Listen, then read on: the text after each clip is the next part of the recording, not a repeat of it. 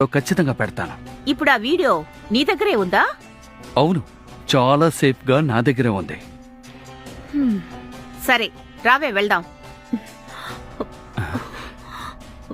ఏయ్, ఏంటి మీరిద్దరూ వచ్చారు, నాతో ఇంతసేపు మాట్లాడారు, నేను అడిగిన దానికి సమాధానం చెప్పకుండా వెళ్తున్నారు? అసలు మీరు నా గురించి ఏమనుకుంటున్నారు? నేనొక ప్రెస్ రిపోర్టర్ని, రేఖ నా ఫ్రెండ్. నీ కారణంగా తను చాలా బాధపడుతోంది. కానీ నువ్విలా మోసం చేస్తున్నావని రేఖ దగ్గర ఎలాంటి ప్రూఫు లేదు. అందుకే నేను తనతో పాటే వచ్చాను. ఇప్పుడు నా దగ్గర ఆధారాలున్నాయి. ఏంటి? అవును, ఇప్పుడు నువ్వు మాట్లాడిందంతా ఈ పెన్లో ఉన్న హిడెన్ కెమెరాలో రికార్డ్ అయ్యుంది.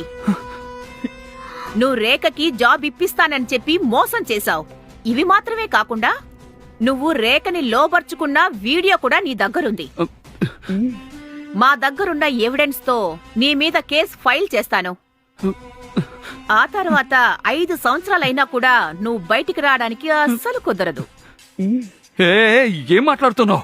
నాతో ఆటలాడొద్దు. అవును, నా దగ్గర సరైన ఆధారాలున్నాయి.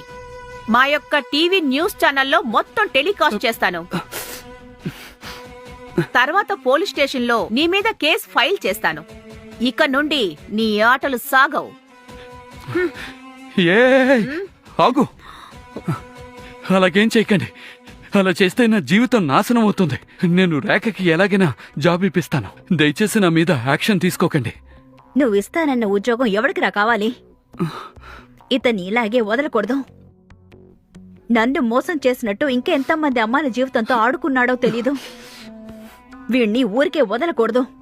నువ్వు వెళ్ళి నీ ఛానల్లో న్యూస్ గా పెట్టు. నేను వెళ్ళి వీడి మీద పోలీస్ కంప్లైంట్ ఇస్తాను. అమ్మాయిని మోసం చేస్తే ఏం జరుగుతుందో ఇప్పుడు వీడికి చూపిస్తాను. అయ్యో, ఇప్పుడు ఏం జరుగుతుందో తెలీదే. వీళ్ళు ఇలా చేస్తే నా జీవితం నాశనం అయిపోతుంది.